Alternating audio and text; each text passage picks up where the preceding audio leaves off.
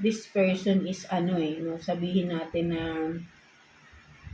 talagang wala siya pakialam no, kung nagagawan ka niya ng kasalanan no, tatalikuran ka pa nito no.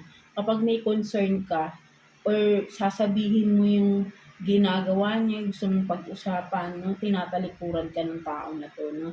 At sinasabi niya palagi na wala siyang ginagawang masama no, something like that. Ayun yung nakikita ko rito no. Lagi siyang may dahilan no, may dahilan tong tao na to, parang to defend him or herself, no, mga Leo natin. So, ayun yung nakikita ko rin dyan, no, mga Leo natin. No? So, let's see what's the message from your inner self, no? Kuha tayo dito ng card for you. Message from your inner self, Leo. Tingnan natin. Message from your inner self. So, ano to? Unplug. No, so yun nga no, nakikita ko rin no.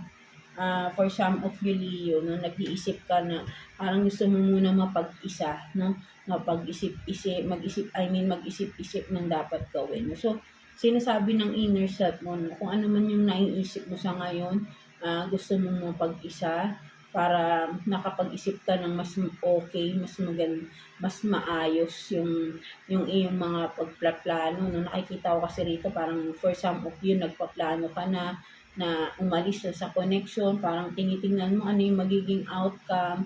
No? So, better to, no, sabihin natin, have some time alone talaga, no? Para makapag-isip-isip ka ng mas mabuti. No? So, tama lang yun. Sinasabi ng inner self mo, kung ano man tong gusto mong gawin mo muna. No? At makakatulong yun sa'yo sa pagdidesisyon ninyo, no? Mga Leo natin. No? So, let's see what's the advice for you ni Universe, no, Leo? Advice from Universe, no? Let's see. What's the advice for you, Leo?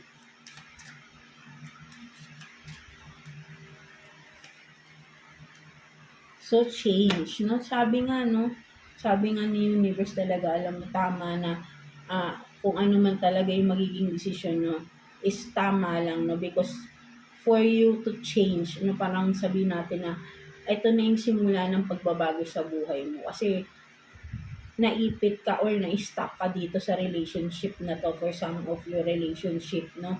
Ay, yun nga, no, na hindi ka naman talaga binigyang halaga ng person mo, no? Something like that, no? So, a resistance to change is a resistance to life itself, di ba? Kung